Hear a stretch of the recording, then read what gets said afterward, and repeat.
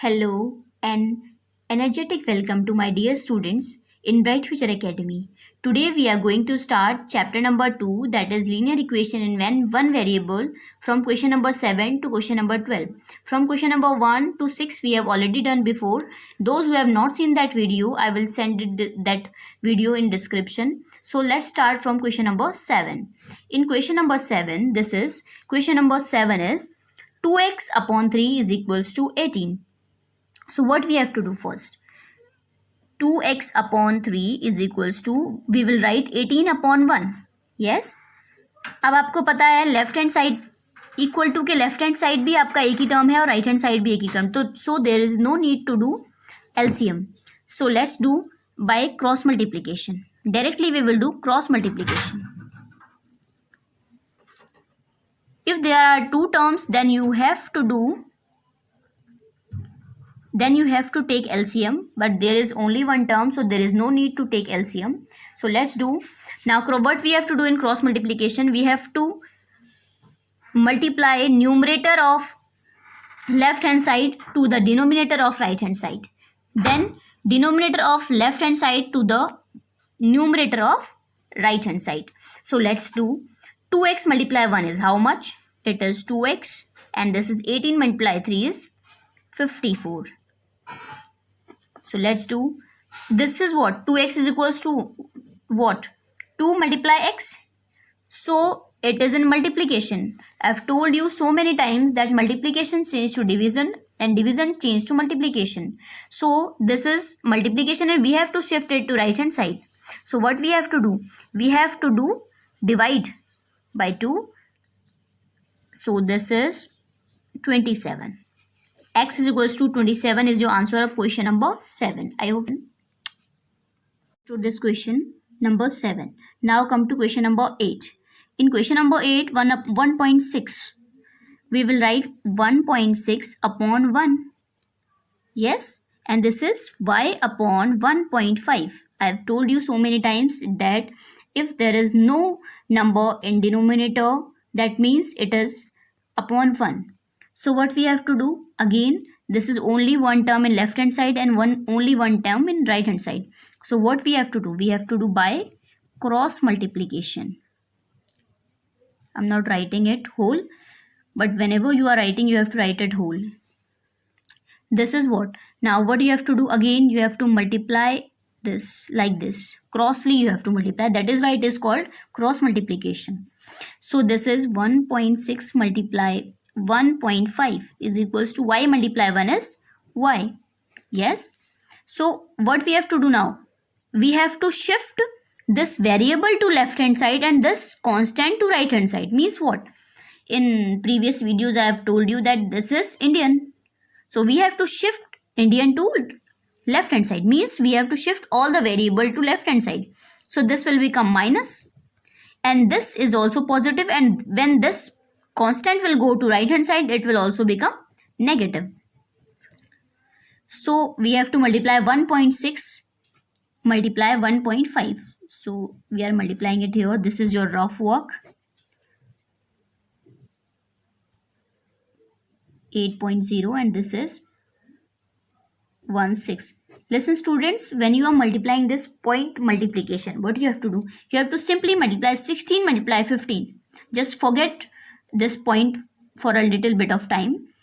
This is 1.6 multiply 1.5 and this is 8240. Now what you have to do? You have to count this points. Just see, there is only one number in right hand side of this point and only one number of this right hand side of this point.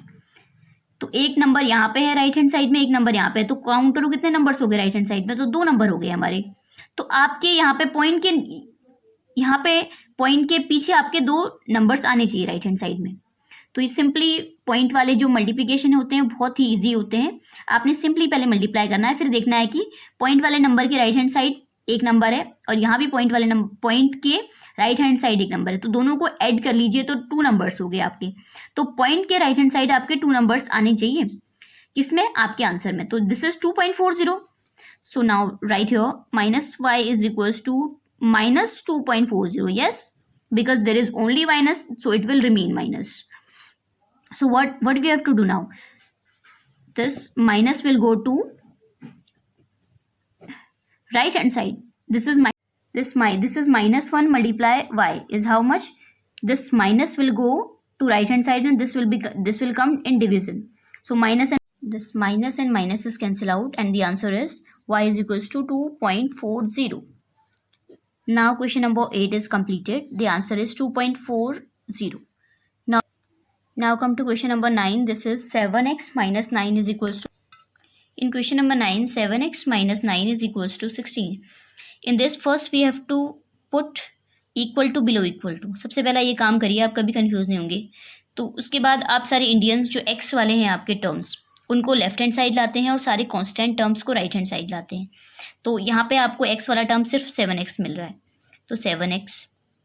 अब देखिए हम x वाले term सारे left hand side लेके आ गए हैं, तो हमने सारे इंडियंस हम इंडिया में लेके आ चुके हैं. अब हम बात करते हैं चाइनीज़ की.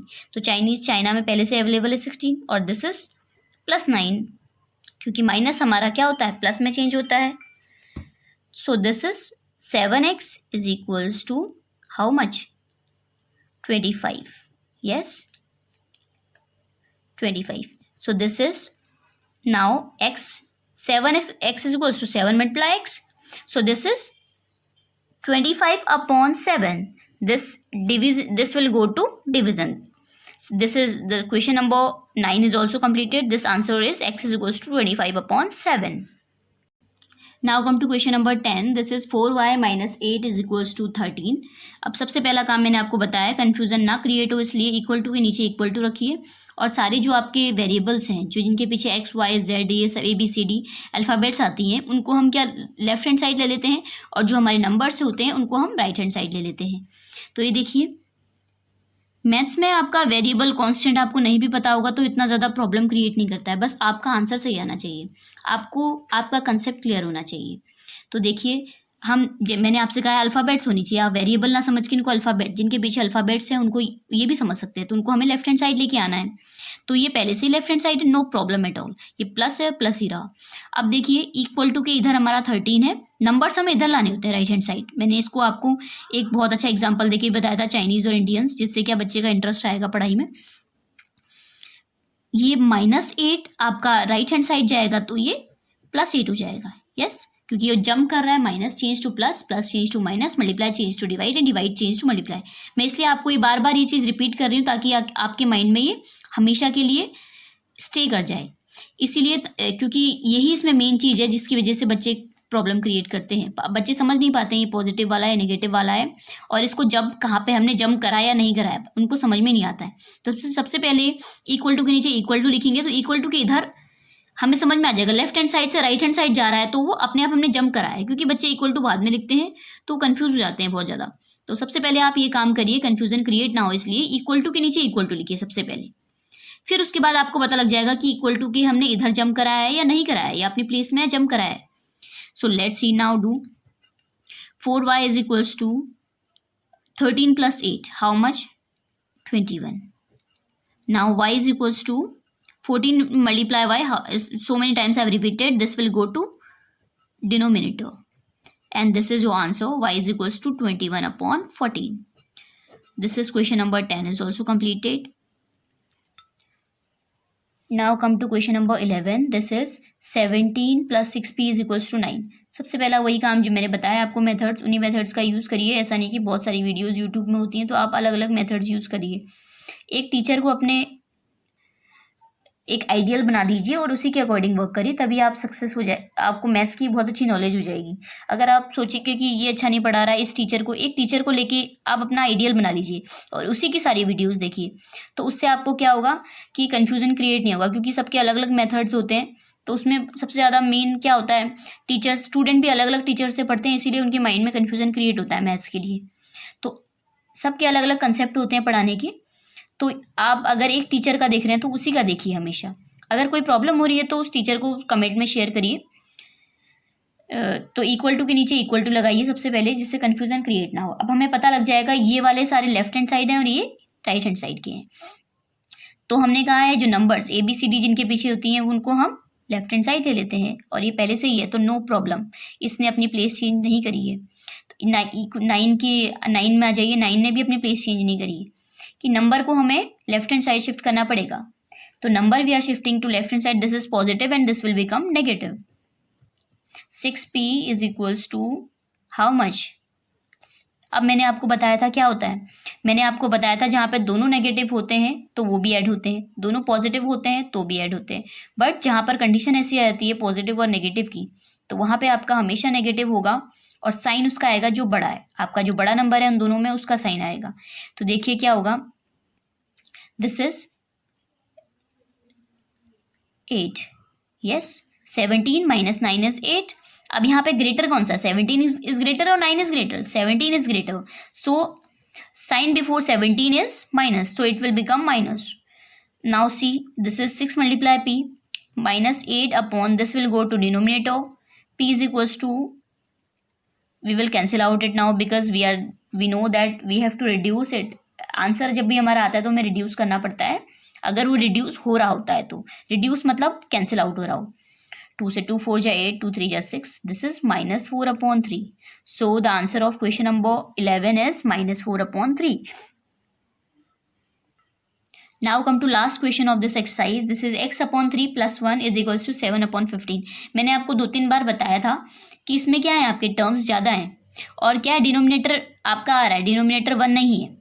तो इसमें क्या करते हैं, सबसे पहले हम लेफ्ट हैंड साइड और राइट हैंड साइड में अलग अलग टर्म्स हैं आपके, तो उनका हम एलसीएम लेते हैं। यहाँ पे एक ही टर्म है, so there is no need to do LCM, but there are 2 terms, so we have to take LCM of this.